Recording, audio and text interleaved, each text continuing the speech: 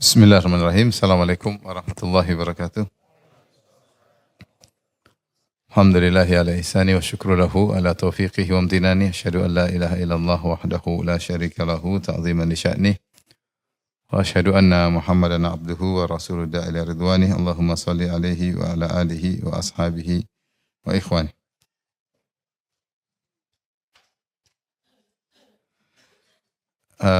Hadirin dan hadirat yang Allah Subhanahu wa taala, kita lanjutkan tadabbur dari surat Al-Mu'minun. Kita masuk pada ayat ke-75. Allah Subhanahu wa taala berfirman, "Walau rahimnahum wa kashafna ma bihim min dhurrin lalajju fi tughyanihim ya'mahun."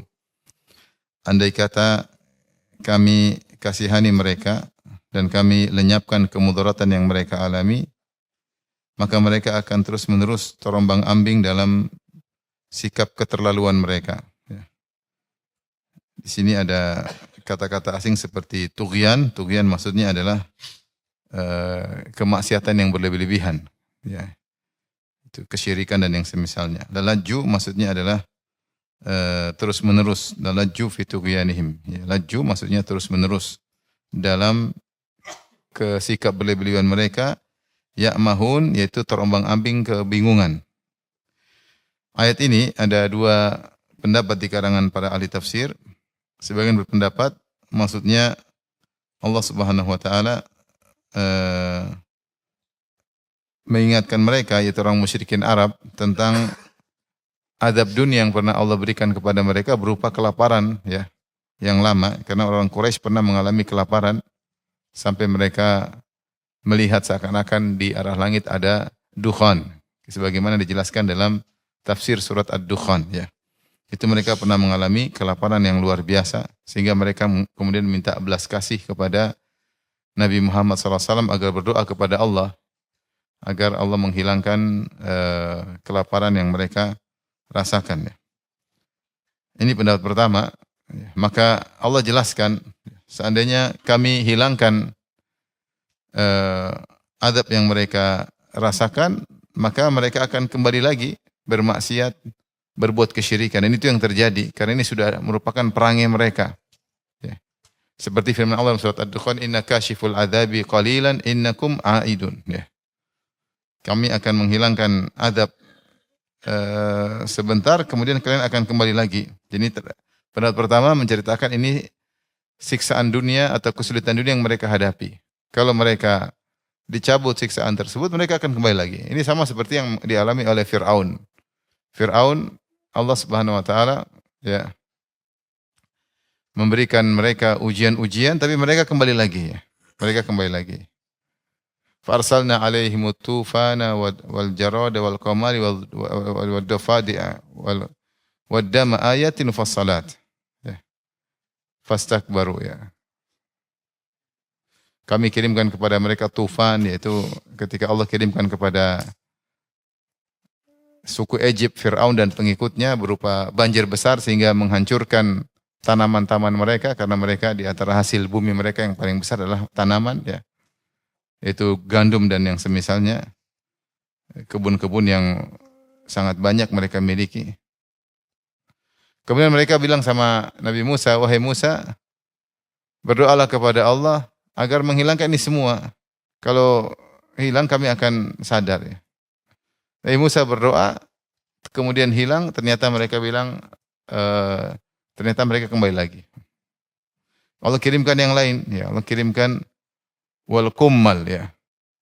Allah kirimkan kutu di mana-mana, sehingga kutu di mana-mana mereka minta sama Musa, "Musa berdoalah agar kami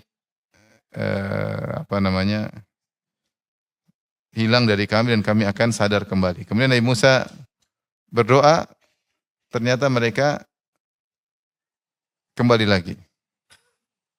Jadi ini sudah merupakan perangai, ya. Allah mengatakan dalam surat Al-A'raf 133, "Fa arsalna 'alaihimut tufana wal jarada wal qummal." Kami kirimkan tufan, setelah itu banjir menghantam mereka, setelah banjir hilang, mereka bilang ternyata tanah menjadi subur kembali. Setelah hilangnya apa? Banjir. Akhirnya mereka tidak sadar, maka mereka semakin kufur kepada Allah Subhanahu wa taala.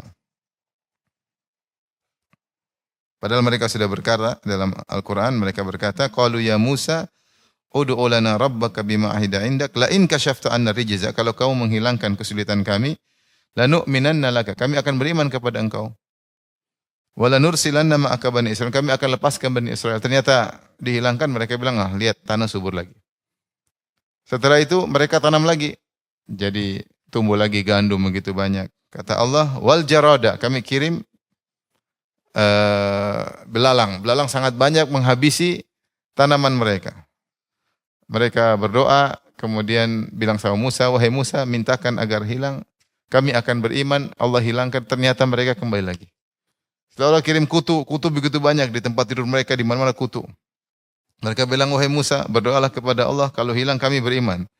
Nabi Musa berdoa, hilang, tidak beriman, kafir lagi. Allah kirim dhafadi, Allah kirim kodok di mana-mana ya.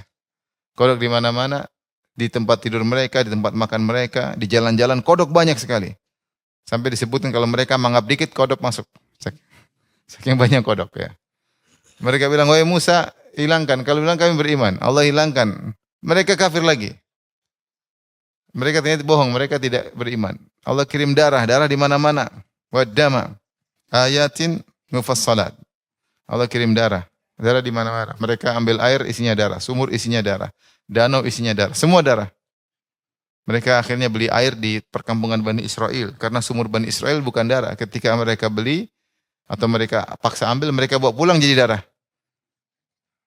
Ya Musa, berdoalah. Berulang-ulang ini sudah menjadi perangai. Inilah yang Allah sebutkan juga tentang orang-orang Quraisy.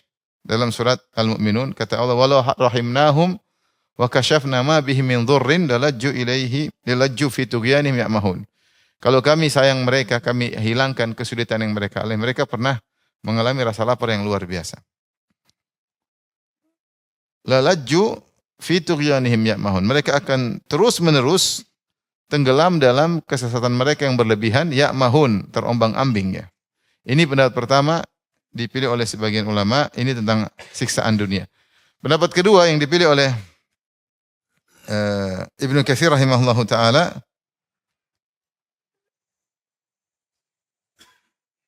ini adalah terkait dengan azab neraka jahanam. Azab neraka jahanam, bahwasanya mereka nanti masuk neraka, dan ketika mereka di neraka, mereka minta dikeluarkan. Ya. Mereka minta dikeluarkan. Maka Allah mengatakan, seandainya kalian dihilangkan azab, dikembalikan ke dunia, maka kalian akan kembali lagi kufur kepada Allah Subhanahu wa taala. Seperti Allah sebutkan dalam surat Al-An'am ayat 27 sampai 29, Allah berfirman, "Walau tara idh wuqifu 'alan nari faqalu ya laitana nuraddu wa la nukadzibu bi ayati rabbina wa nakuna minal mu'minin." Seandainya engkau melihat bagaimana mereka orang musyrikin berdirikan di hadapan neraka jahanam, lantas mereka berkata, "Ya laitana nuraddu." Wahai Rabb kami, seandainya kami dikembalikan ke muka bumi, hidup lagi, kembali lagi ke masa lalu, ke dunia. Wala nukadziba bi ayati rabbina, dan kami tidak akan mendustakan ayat Rabb kami. Wa nakuna minal mu'minin, kami akan benar-benar beriman. Kata Allah Subhanahu wa taala, "Bal badalahum ma kanu yukhuna min qabl." Bahkan terungkaplah apa yang dahulunya mereka sembunyikan. Lantas Allah mengatakan, "Walau ruddu la'adu limanhu an." Seandainya mereka dikembalikan ke dunia, la'adu limanhu an, mereka akan kembali lagi kepada kekufuran mereka. Wa innahum lakadzibun, dan mereka hanyalah dusta. Jadi sudah perangai. Ini adapun yang kedua, tafsiran kedua dipilih Ibnu Katsir, maksudnya azab di akhirat. Azab di akhirat.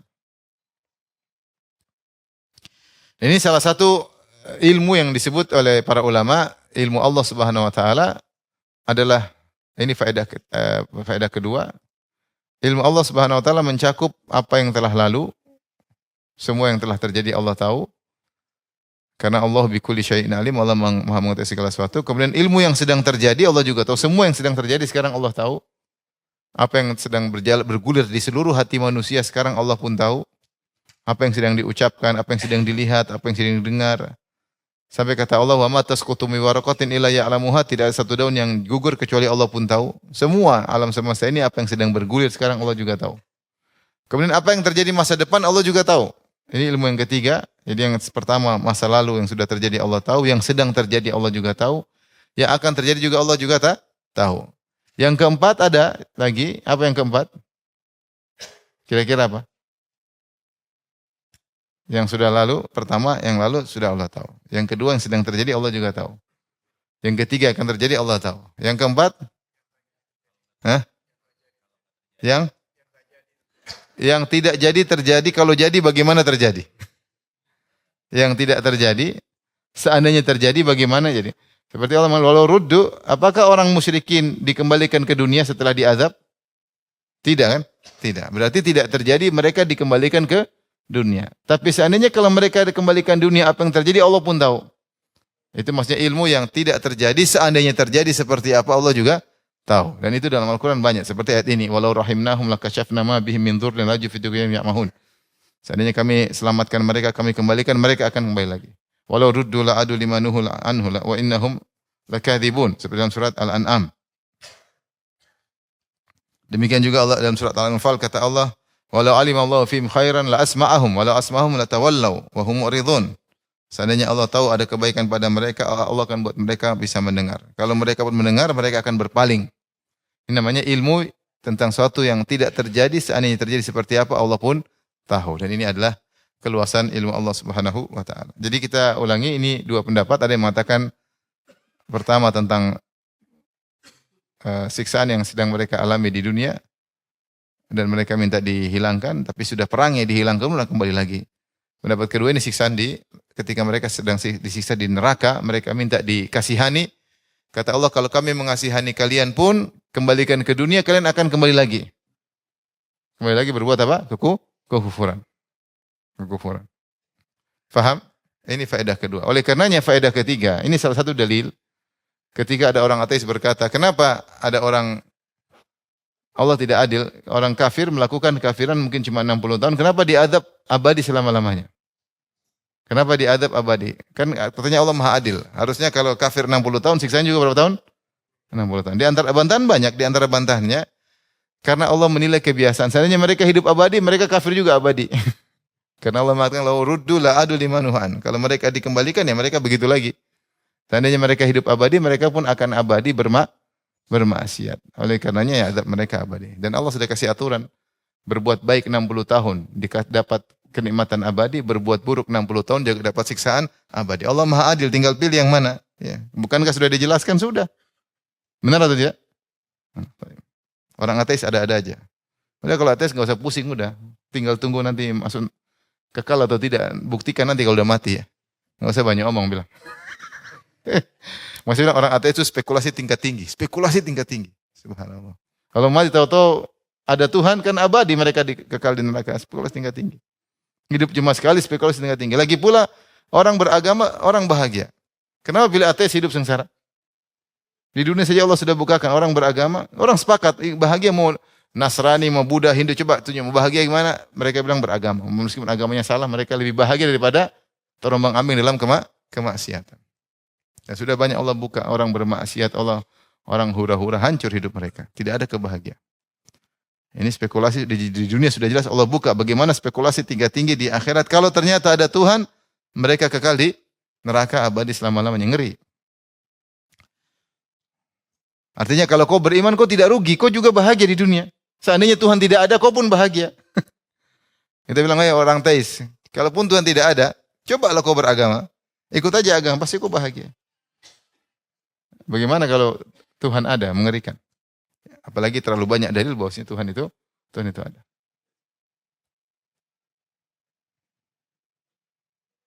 Saya dengar cerita kemarin ada seorang orang alim, sekarang sering muncul di YouTube, ahli tafsir. Dia bilang dia pernah jatuh dalam masa dia ateis. Dia merasa Tuhan itu tidak ada. Sampai saking bingungnya orang kalau tanya, salamin dia sampai bengong. Sampai dia minta bukti, Tuhan kalau kau ada buktikan kau ada. Orang Arab. Namanya Fadil Samirani. Dia banyak Samirai di YouTube banyak. Kalau dia tafsir luar biasa. Tentang dia ahli bahasa. Dia bilang sampai suatu saat saya baca buku tentang sebuah hewan. Saya lupa dia bilang hewan apa. Hewan itu kalau mau punya anak maka dia menyiapkan sarana, dia bertelur kemudian dia mematikan dirinya. Kemudian anaknya pun tidak tahu hewan apa, mungkin hewan air, anaknya lahir. Anaknya tidak pernah lihat ibunya melakukan itu. Bahwasanya kalau mau punya anak prosesnya begini, kemudian menyiapkan sesuatu, kemudian mati, baru kemudian anaknya bisa hidup. Tapi anaknya ini kalau mau melahirkan juga begitu. Timbul pertanyaan dalam dirinya, siapa yang ngajarin anaknya sementara dia tidak pernah lihat ibunya begitu? Dari sananya Allah sudah pasang file. Dan demikianlah hewan-hewan banyak. Lebah kalau lahir langsung dia punya tugas, lebah pekerja, lebah ini meskipun dia tidak pernah lihat bapak mereka kerja. Tapi begitu lahir sudah ahli, ahli bikin ini, bikin ini, bikin macam-macam. Seandainya kalau manusia suruh belajar susah ya. Kenapa? Karena Allah sudah kasih apa? File dari sana. Berarti ada Tuhan yang kasih file. Dia tidak pernah lihat bapaknya dan ibunya mengerjakan, tidak pernah belajar tahu-tahu. Nah, kita anak bayi aja, anak bayi baru lahir langsung bisa nyusui ibunya. Disuruh lain nggak bisa, suruh main mata nggak bisa.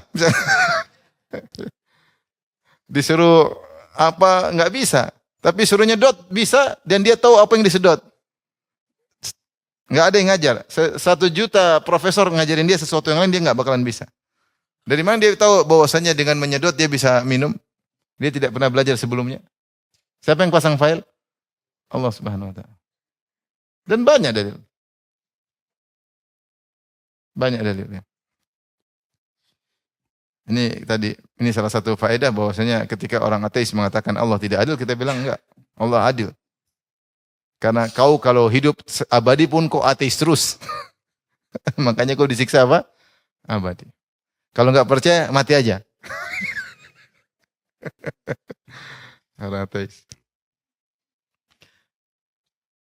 Ada buku judulnya Lima Ana Mulhid. Saya baca buku tipis. Kenapa saya jadi mulhid? Saya kenapa ateis? Dia bilang, emang yang bahagia, dia tidak mengingkari, dia realistis. Dia bilang benar orang-orang beriman bahagia. Saya akui. Tapi saya juga bisa bahagia tanpa iman. Terus dia sebutkan, saya juga bahagia, saya juga enjoy, saya kemana.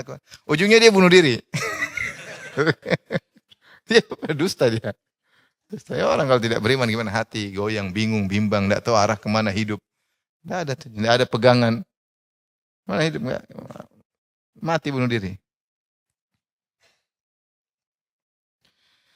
Tapi kita lanjutkan firman Allah Subhanahu wa taala ayat berikutnya, walaqad akhadnahum bil adzabi famastakanu li rabbihim ma yatadarrun.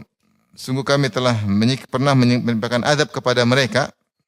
Ada yang mengatakan inilah azab yang dimaksud, azab di dunia ketika Allah memberikan azab kepada mereka seperti kelaparan yang berkepanjangan.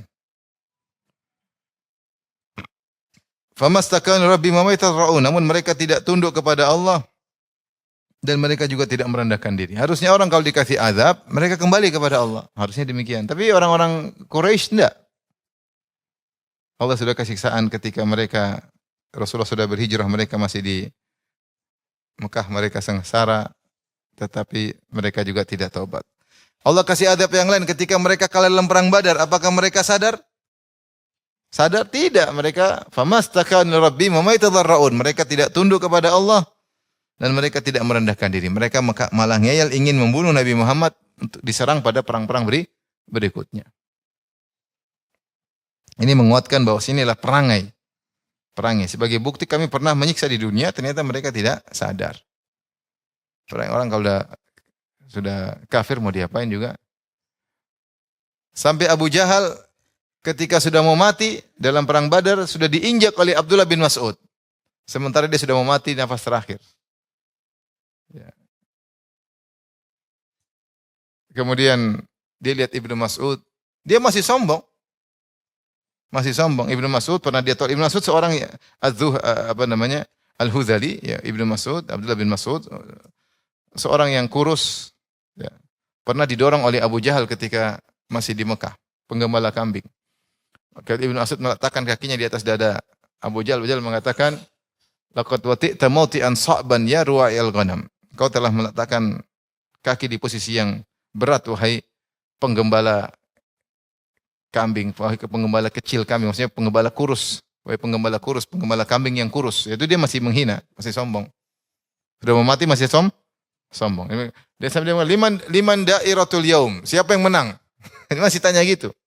Masih berharap menang, dia sudah mau mati. Susah. Baru dipenggal kepalanya oleh Ibnu Mas'ud.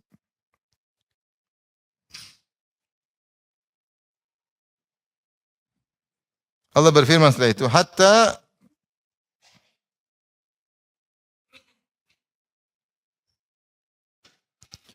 idza fatahna alaihim baban dza adzabin syadidin idza hum fihi mublisun.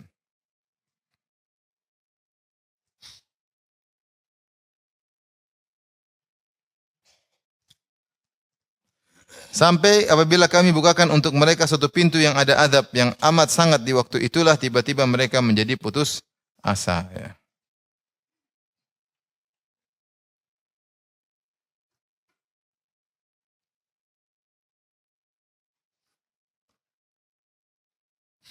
Ibnu Katsir menafsirkan bahwasanya yang dimaksud hatta idza fatahna alim baban dza azab, tatkala bukakan bagi mereka azab yang memiliki pintu yang memiliki azab yang pedih, tiba-tiba mereka putus asa. Yaitu jika telah datang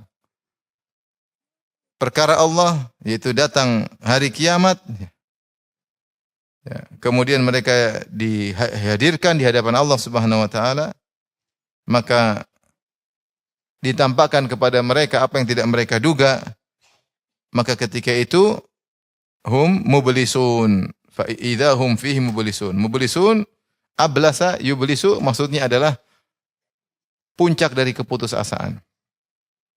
Puncak dari keputusasaan. Itu sudah tidak ada harapan lagi sama sekali, harapan sudah pupus. Kapan? Ketika mereka dihadirkan di neraka jahanam, dibukakan pintu, ternyata isinya apa? Azab.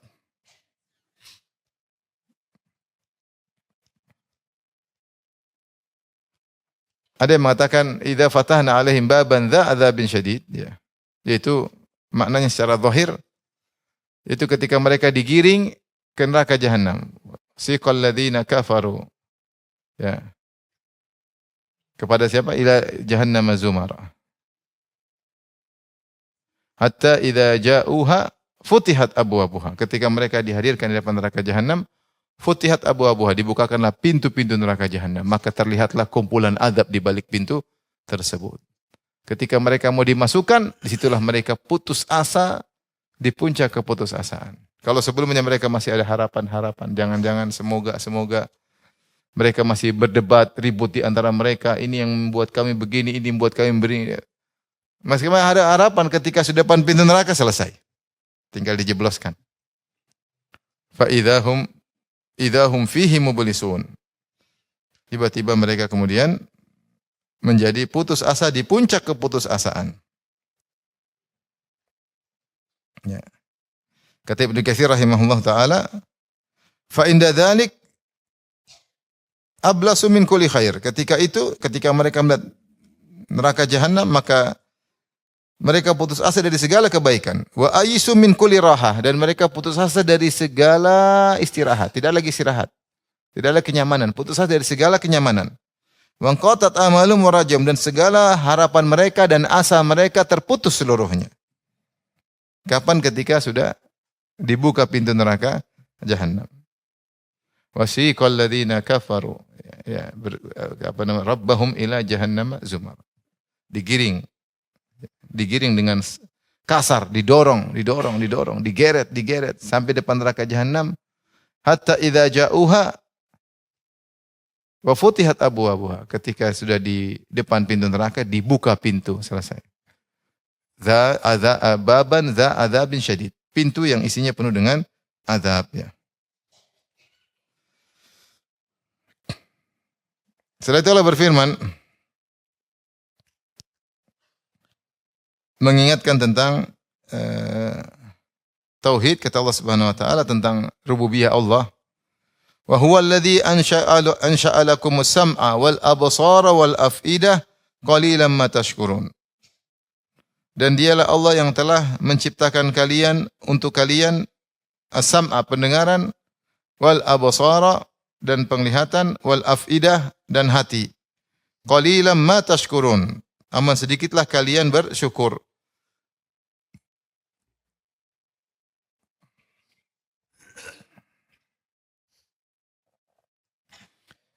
Allah Subhanahu wa taala, ya, menciptakan kenikmatan-kenikmatan pada kita agar kita syukuri. Di antara kenikmatan yang Allah ciptakan pada kita adalah kenikmatan penglihatan, kenikmatan pendengaran, kenikmatan hati.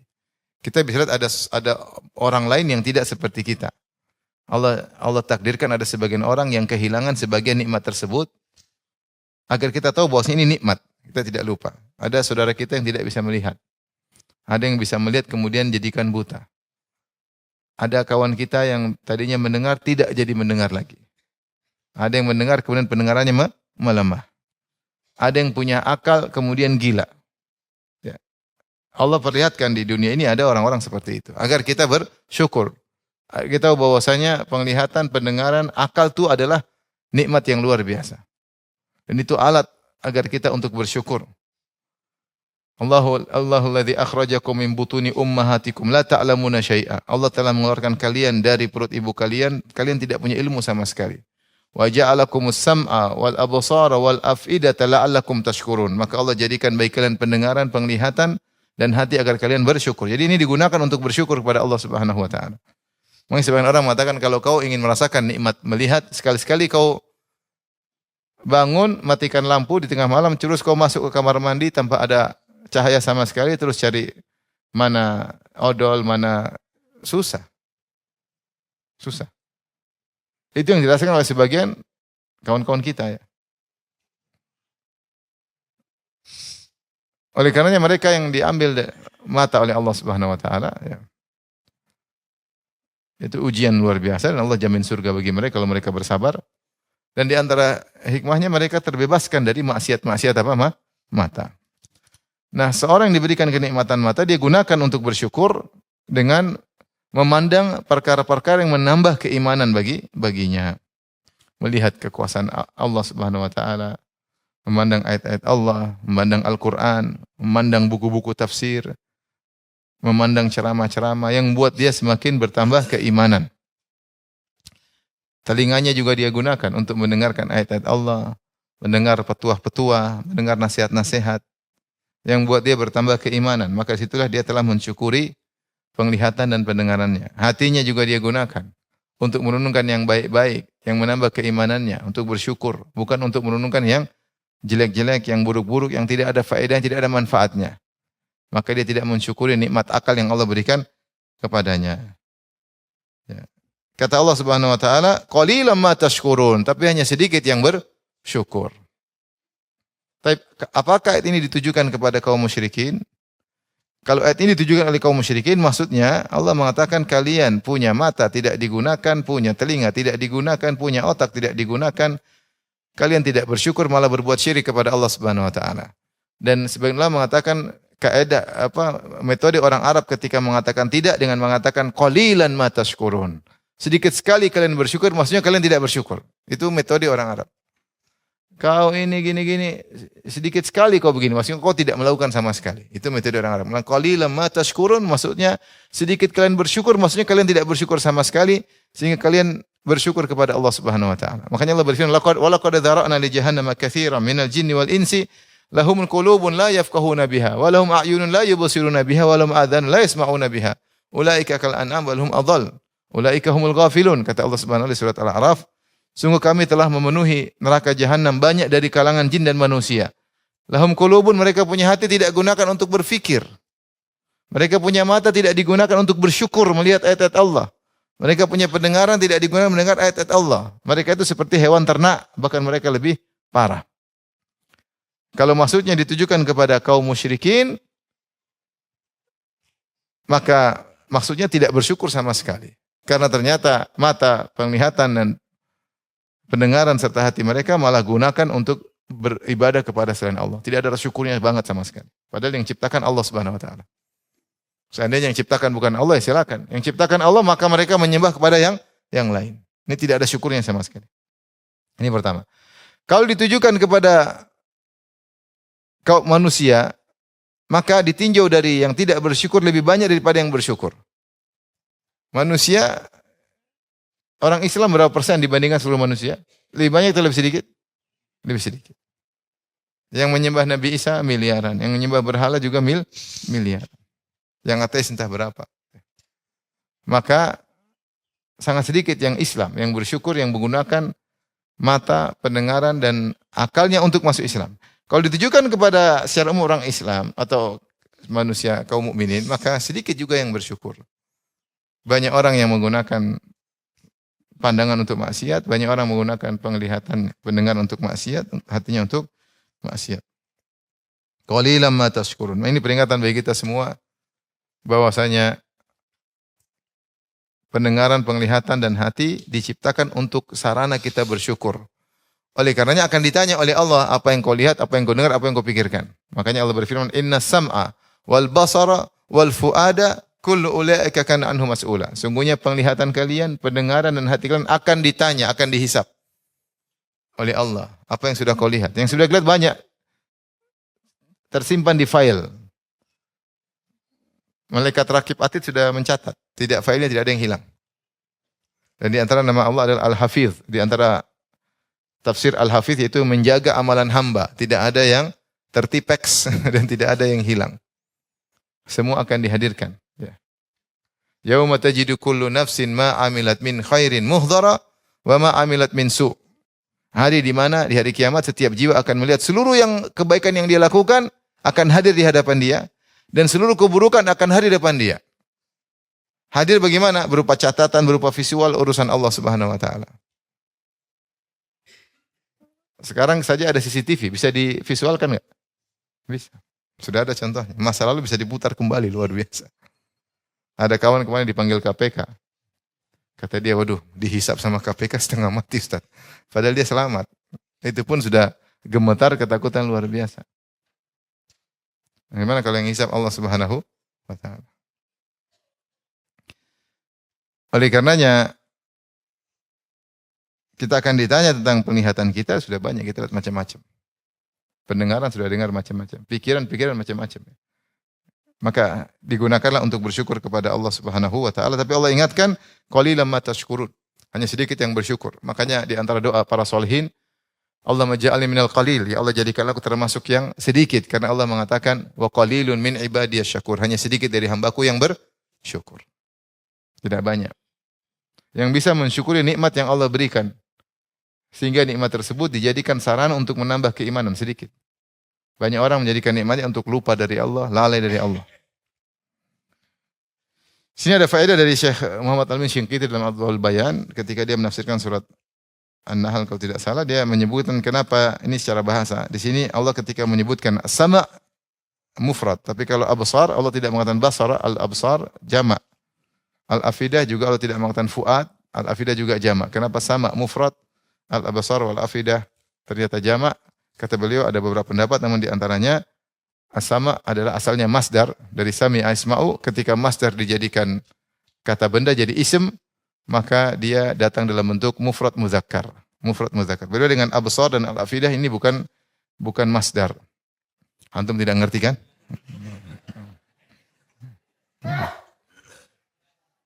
Apa saya sampaikan aja, sekedar wawasan. Wawasan yang antum tidak ngerti.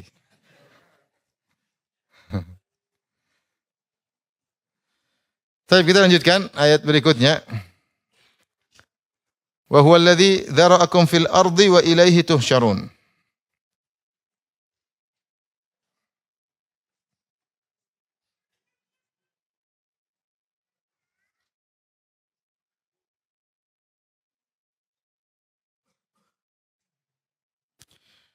Dan dialah yang menciptakan kalian, dzara'a maksudnya menciptakan kalian, wa huwa alladzi dzara'akum fil ard, menciptakan kalian di atas muka bumi, wa ilaihi tuhsyarun, dan kepadanya kalian akan dikumpulkan, dihimpunkan kembali. Di sini Allah mulai menyebutkan tentang rububiyah Allah. Bahwasanya semua yang alam semesta ini yang kasih Allah Subhanahu wa taala. Semua nikmat yang kalian rasakan dari Allah Subhanahu wa taala. Maka yang harus diibadahi harusnya cuma Allah semata. Makanya ketika Rasulullah ditanya tentang ayu dzambi a'zam, dosa apa yang paling besar? Maka Rasulullah mengatakan anta ja'ala lillahi niddan wa huwa khalaqak. Engkau mengambil tandingan bagi Allah, yaitu kau ikut menyembah Dia, padahal yang ciptakan kamu cuma Allah. Dan itu sangat logis. Seandainya yang ciptakan kita dua zat, Allah dan zat yang lain, maka zat lain tersebut berhak untuk kita ibadahi. Seandainya yang memberikan pendengaran kita adalah Allah dan zat lain, maka zat lain tersebut hendaknya kita ibadahi sebagai bentuk syukur karena Dia punya andil dalam penciptaan kita. Seandainya menciptakan langit dan bumi adalah tiga zat, kita sembah tiga-tiganya. Karena tiga-tiganya punya andil dalam penciptaan langit dan bumi, sarana kita untuk hidup. Tetapi ketika yang menciptakan semuanya hanya satu, yaitu Allah semata, maka yang berhak disembah cuma siapa? Allah Subhanahu wa taala. Ini logika sederhana. Maka Allah ingatkan, wa huwal ladzi dzara'akum fil ard. Dan dialah yang telah menempatkan dan membuat kalian, menciptakan dan mengembangbiakkan kalian di bumi dengan cara pernikahan, anak beranak ya. Ya. Itu namanya dzara'a. Dzara'a itu menciptakan kemudian membiarkan kalian berkembang biak. Seperti Allah berfirman, wa minhuma rijalan katsiran wa nisaa. Maka Allah keluarkan dari Adam dan Hawa banyak lelaki dan banyak wanita. Ya. Allah juga berfirman, "Tsumma idza antum basyarun tantashirun." Tiba-tiba kalian dari dua, cuma Adam dan Hawa, tiba-tiba menjadi manusia yang bertebaran banyak. Asalnya cuma berapa? Dua orang, Adam dan Hawa. Dan ini menunjukkan bahwasanya semua adalah ciptaan Allah. Allah yang ciptakan buminya, Allah yang menciptakan kalian, menciptakan nenek moyang kalian, dan Allah yang membiarkan kalian berkembang biak di atas muka bumi. Setelah Allah mengingatkan, wa ilaihi tuhsyarun. Karena dia yang menciptakan kalian, maka kepadanya pula kalian akan dihimpun, dikembalikan. Kembalikan kepada yang mencipta. Logis.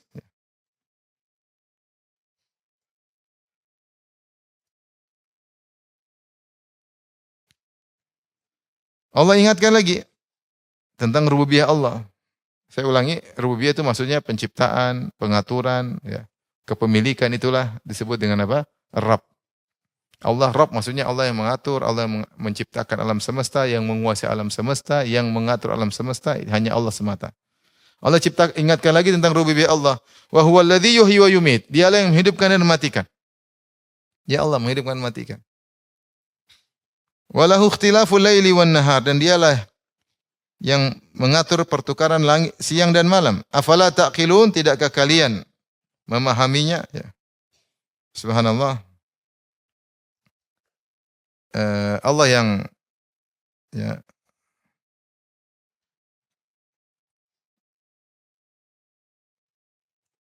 menciptakan siang dan malam. Ya. Yatlubu hasitha. Siang mengejar malam, malam mengejar siang. Tidak pernah bercampur siang dan malam. Dan juga tidak pernah terpisah, ada jeda. Siang, habis siang berhenti sebentar, jeda baru apa? Malam. Enggak ada. Allah yang ngatur pergantian siang dan malam. Bagaimana dengan sistem yang Allah ciptakan sehingga terjadi siang dan malam. Kalau Allah berkehendak akan siang terus, kalau berkehendak akan malam terus. Allah bisa rubah sistem siang terus, Allah bisa rubah sistem malam terus dengan mengganti sistem alam semesta. Bisa atau tidak? Bisa. Makanya Allah mengatakan dalam surat Al-Qasas, kata Allah, "Qul ara'aitum in ja'alallahu 'alaikumul laila sarmadan ila yaumil qiyamah." Bagaimana menurut kalian seandainya Allah menjadikan malam terus menerus sampai hari kiamat, tidak ada siangnya? Man ilahun ghairullahi ya'tikum bidhiya. Siapa Tuhan selain Allah yang bisa mendatangkan siang, mendatangkan cahaya? Afala tasma'un, tidak kalian mendengar? Qul ara'aitum in ja'alallahu 'alaikumun nahara sarmadan ila yaumil qiyamah. Seandainya menurut kalian bagaimana kalau Allah berkehendak, Allah jadikan siang terus menerus sampai hari kiamat? Man ilahun ghairullahi ya'tikum bilailin taskununa fihi. Siapa Tuhan selain Allah yang bisa mendatangkan malam yang buat kalian istirahat di malam hari? Afala tubsirun, tidakkah kalian melihat? Wa min rahmatihi ja'ala lakumul laila wan nahar. Dan di antara kasih sayang Allah, Allah menjadikan bagi kalian siang dan malam. Litaskunu fihi, agar kalian bisa tenang di malam hari. Wa litabtagu min fadli, dan siang hari kalian bisa mencari nafkah. Wa la'allakum tashkurun, semoga kalian bersyukur. Jadi hikmah. Allah disebut dengan, kalau kita bilang di antara tanda-tanda, ini dibahas oleh para ulama tentang bukti-bukti adanya Tuhan. Ada disebutnya dalil inayah. Dalil inayah itu dalil perhatian Allah terhadap manusia. Yaitu kalau kita perhatikan semua yang Allah ciptakan untuk kepentingan manusia. Allah ciptakan ada matahari, ada rembulan, ada bintang-bintang, matahari pada orbitnya, rembulan pada orbitnya. Kata Allah, ta'lamu ada desin wal hisab, agar kalian bisa menghitung hari, menghitung bulan, bisa tahu arah. Wa bin najmi hum yahtadun, dengan bintang-bintang kalian mereka bisa mendapat petunjuk. Allah ciptakan juga hewan-hewan yang untuk tunduk kepada kita. Allah ciptakan Contoh ya, Allah ciptakan onta. Onta itu kan kuat atau tidak? Kalau tendang kita, kita mati enggak? Mati, tapi ternyata tunduk. Wa sakharnaha lahum. Kami tundukkan onta-onta buat kalian. Itu jadi ini namanya inayah, perhatian Allah kepada manusia. Semua yang Allah ciptakan untuk manusia. Pusat objek perhatian adalah manusia. Tapi Allah ciptakan kucing mudah untuk kita senangi. Padahal kucing itu sangar atau ya? Sangar kalau dia. Tapi ternyata kalau ketemu manusia dia baik ya. Kita lihat tentang misalnya isi perut bumi. Allah ciptakan ada namanya minyak bumi. Allah ciptakan. Nanti lama-lama Allah ciptakan bahan baterai. Dibuka sedikit demi sedikit. Teknologi dibuka demi sedikit demi sedikit. Kita perhatikan semuanya perhatiannya. Oksigen di atas muka bumi ukurannya pas untuk kehidupan manusia. Di planet lain ada oksigen tapi terlalu tinggi, bisa terjadi ledakan, nggak bisa. Jadi semua ini menunjukkan perhatian Allah kepada manusia. Benar atau tidak? Benar. Allah ciptakan siang dan malam, Allah bilang malam supaya kalian bisa istirahat, siang bisa kerja. Ada Tuhan yang mengatur. Allah bisa saja merubah sistem alam semesta, bisa kata Allah. Kalau sekalian berkehendak saya rubah malam terus bisa, tapi kalian nggak bisa apa-apa. Tidur melulu. Gemoy-gemoy akhirnya. Kolesterol kemudian terus mati, selesai. Kalau siang terus stres, nggak ada tempat istirahat. Nggak nyaman hidup. Maka ini Allah mengatakan, afala ta'qilun, tidakkah kalian berfikir? Siapa yang hidupkan, saya yang matikan? Siapa yang menyiapkan sarana prasarana? Menjadikan bumi, Allah hamparan bumi. Ada tempat tinggal, ada lautnya, ada ikannya, luar biasa. Ada gunungnya, ada indah, ada macam-macam. Macam-macam. Tapi setelah Allah menciptakan semuanya, kata Allah, bal qalu mithla ma qala al-awwalun.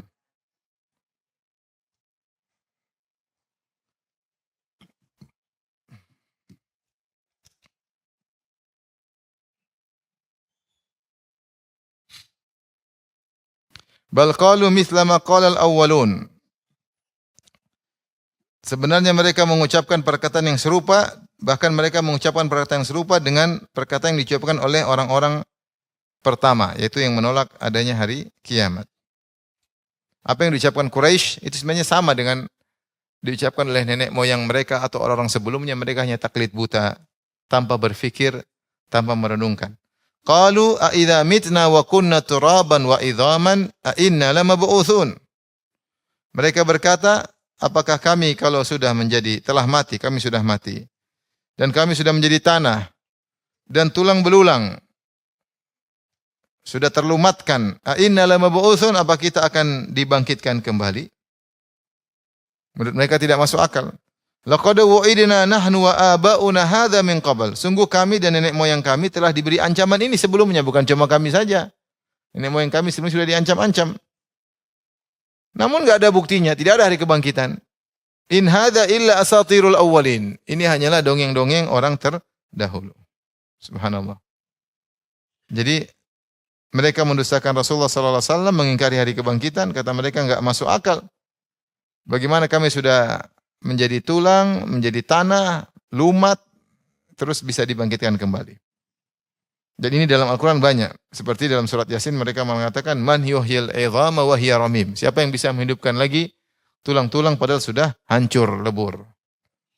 Demikian juga pernyataan mereka, Wa man nahnu bimab'utsin, kami tidak bakal dibangkitkan. Mereka juga berkata, Wa man nahnu bimunsyarin, kami tidak akan dikumpulkan, tidak akan dibangkitkan. Aidza kunna idhaman nakhira qalu tilka idzan karratun khasira. Kami sudah tulang, gimana mau bisa dibangkitkan? Jadi ini mereka mengatakan ini omong kosong. Asatirul itu dongeng, tidak ada benarnya, cuma fiktif. Cerita apa? Fiktif. Seperti orang tua cerita sama anaknya, cerita dongeng. Hari kebangkitan enggak masuk akal karena enggak logis. Bagaimana tulang kemudian bisa tumbuh lagi apa? Daging kemudian hidup lagi, itu enggak masuk akal. Nyawa kembali lagi kemudian hidup lagi normal, tidak masuk akal. Ini antara perkara yang menjadi pembahasan utama Al-Quran, yaitu menetapkan adanya hari kebangkitan karena orang musyrikin Arab dahulu menolak adanya hari kebangkitan. Kemudian Allah Subhanahu wa taala membantah mereka dalam banyak ayat. Di antaranya yang sudah Allah isyaratkan sebelumnya. Yaitu Allah mengatakan, "Qul huwallazi dzara'akum fil ardi wa ilaihi tuhsyarun."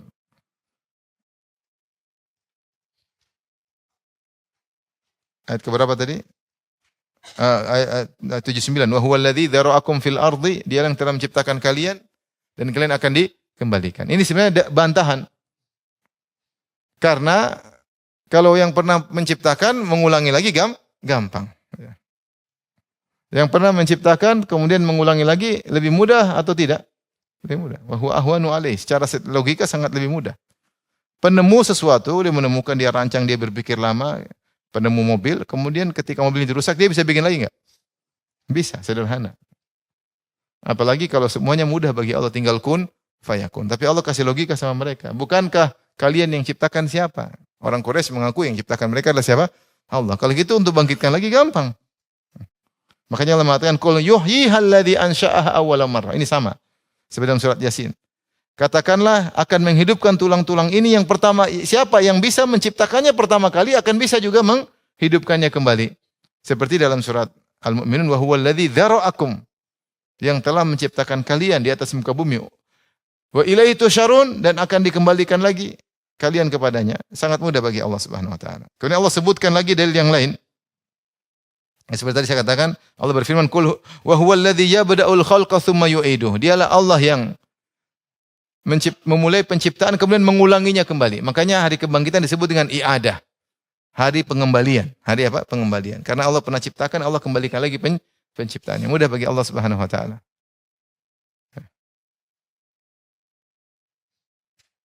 Inna batasya rabbika lasyadid, innahu huwa yubdi'u wa yu'id. Sungguhnya siksaan Rabbmu sangat keras, dialah yang memulai dan dia yang mengembalikan. Taib. Demikian juga Allah berfirman, "Ya ayuhan nasu in kuntum fi raibin minal ba'tsi fa inna khalaqnakum min turab."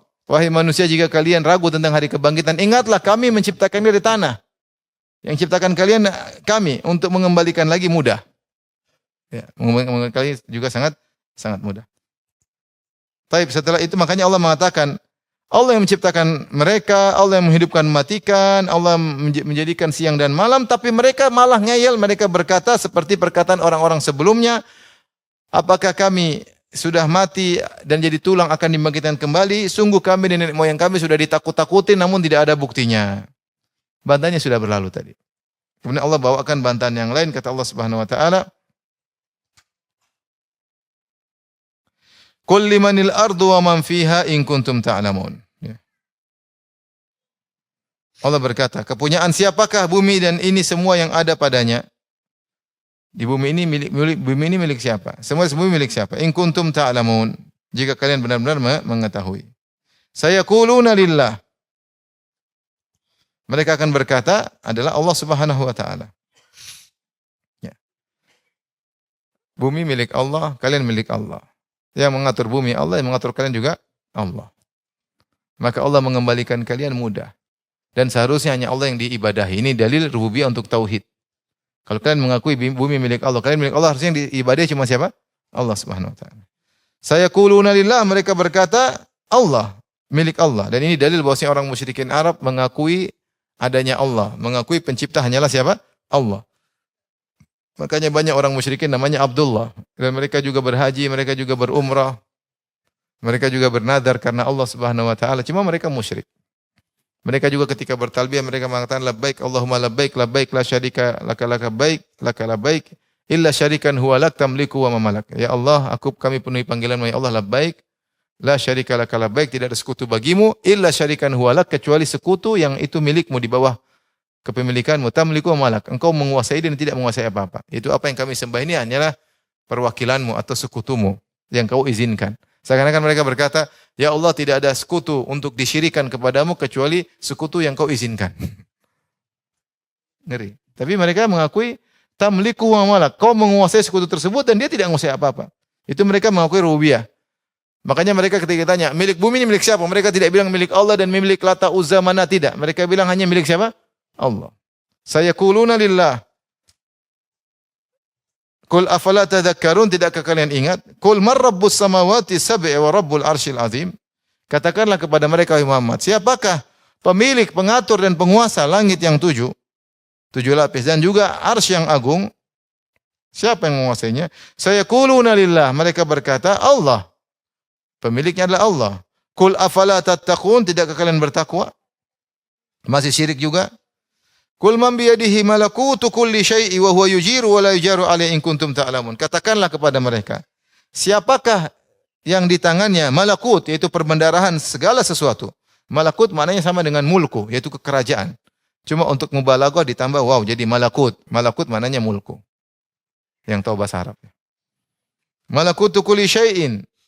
Dan milik siapakah perbendaharaan alam semesta seluruhnya, kekuasaan ini? Wa huwa yujiru, dan dia bisa melindungi. Wala yujaru alaihi, dan tidak ada yang bisa selamat, bisa melindungi dari siksaannya. Dia bisa melindungi dan tidak ada yang bisa melindungi dari siksaannya. In kuntum ta'lamun, jika kalian benar-benar mengetahui. Sayaquluna lillah, mereka dengan spontan mengatakan semuanya adalah milik Allah, langit yang bumi, arsy yang agung. Kata Allah, qul fa anna tusharun. Katakanlah, kalau gitu dari mana kalian bisa terpedaya, bisa tersihir, bisa tertipu? Kok bisa kalian menyembah selain Allah? Kalau sudah ngaku semuanya dari Allah, kenapa masih sembah selain Allah? Kalian terpedaya, tertipu. Dengan syubhat-syubhat yang disampaikan oleh nenek moyang kalian. Syubhat-syubhat disampaikan oleh kaum musyrikin. Mereka bikin olah pikir sehingga kalian tersihir. Akhirnya kalian menyembah kepada berhala-berhala dan perantara-perantara. Yang kalian berkata, ma na'buduhum illa liyuqarribuna ilallahi zulfa. Kami tidak menyembah kepada orang-orang soleh ini kecuali untuk mendekatkan kami kepada Allah Subhanahu wa taala. Padahal Allah melarang ketundukan kecuali hanya kepada Allah Subhanahu wa taala, mengatakan, "Qul fa anna tusharun." Kalau gitu dari mana kalian tersihir?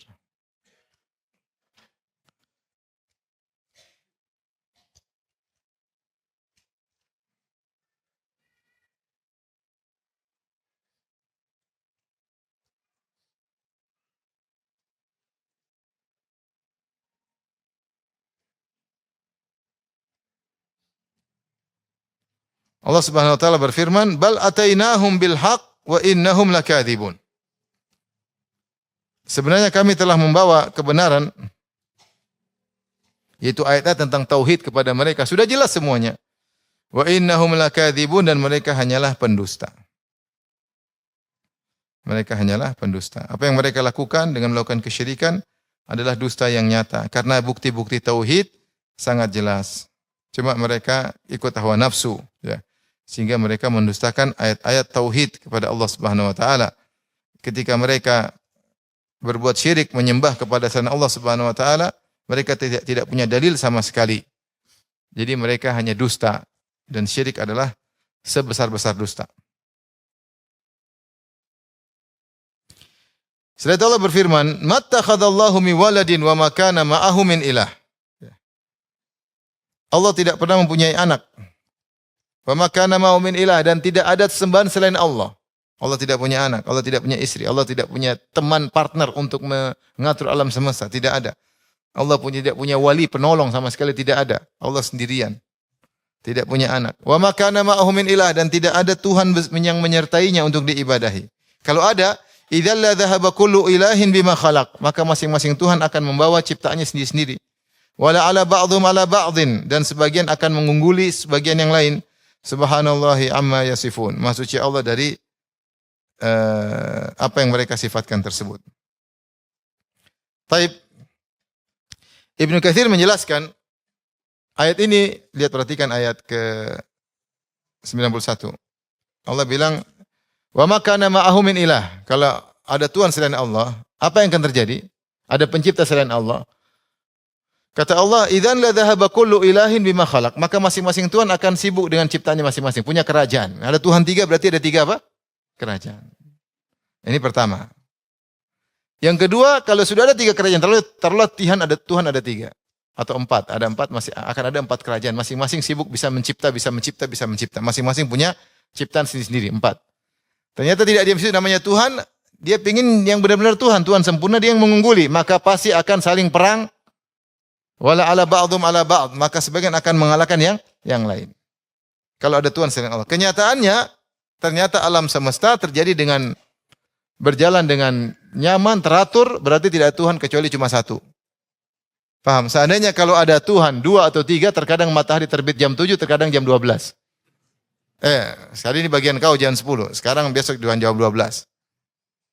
Ada doa sama Tuhan yang Tuhan, saya puasa capek. Tuhan, hari ini matahari terbenam jam 6, jam 5 ya. Jangan jam 6 kelamaan. Kasihan ada orang-orang doa sama saya. Ribut. Kalau Tuhan banyak.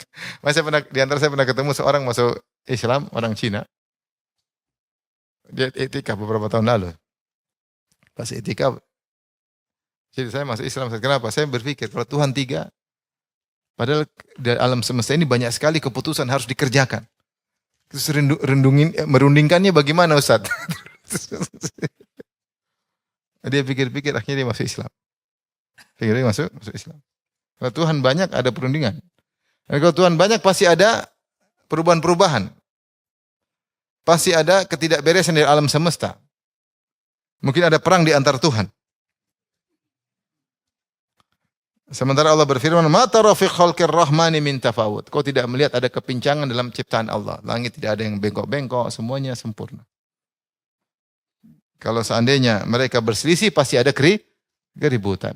Maka ini dalil bahwasanya Allah Maha Esa. Subhanallahi amma yasifun. Maha suci Allah dari kesyirikan yang mereka sifatkan kepada Allah, yang mengatakan ada Allah punya anak laki-laki seperti Nabi Isa atau Uzair, anak perempuan seperti malaikat-malaikat, mereka katakan banatullah. Ya.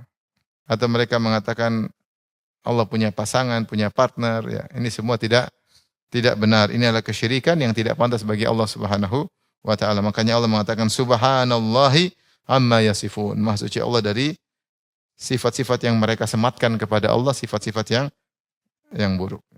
Lihat ayat sebelumnya, seakan-akan Allah kasih logika, kamu kalau menyembah, harusnya ada Tuhan yang seperti saya. Yang menciptakan langit, menciptakan bumi, yang menghidupkan, yang mematikan, yang memiliki arsy yang agung. Kalau ada Tuhan seperti itu, sembah aja. Adapun Tuhan yang kau sembah, orang udah mati dalam kuburan, kau minta-mintain. Ini gimana sih? Tuhan apa seperti itu? Ada yang kau sembah adalah seorang nabi yang kelaparan, yang haus, yang tidur, yang dikejar-kejar. Bagaimana? Yang tidak menciptakan apa kok disembah? Afala ta'qilun, tidak kalian berpikir? Kalau ada Tuhan seperti saya sembah. Yang kalian sembah siapa? Orang mati kalian datang-datang minta-minta. Wali, ya wali, ya wali, ya wali. Nangis-nangis. Berdoa kepadanya di kuburan lebih khusyuk daripada di masjid. Kalau berdoa kepada Allah tidak sekhusyuk ketika meminta kepada wali tersebut. Mengerikan. Siapa yang disembah? Disembah Nabi Isa, Nabi manusia biasa. Nabi Muhammad juga tidak berhak disembah. Terluka ketika perang Uhud. Sakit tidak bisa sembuhkan diri sendiri. Waktunya meninggal juga meninggal. Mau disembah gimana? Bisa menciptakan apa? Enggak ada yang dia ciptakan. Yang berhak disembah adalah Tuhan yang memiliki segalanya. Maka orang yang berbuat syirik adalah orang-orang yang berbuat zalim, ya, dan pendusta ketika mengatakan ada yang berhak disembah selain Allah Subhanahu wa taala. Kata Allah Subhanahu wa taala, "Wa innahum lakadzibun bal atainahum bil haqq," dan kami telah mendatangkan kebenaran bagi mereka, itu dalil tauhid. Wa innahum lakadzibun, mereka hanyalah pendusta. Wallahu ta'ala alam bisawab. Insyaallah kita lanjutkan pada pertemuan berikutnya dari ayat 90 dan seterusnya. Demikian wabillahi taufiq. Assalamualaikum warahmatullahi wabarakatuh.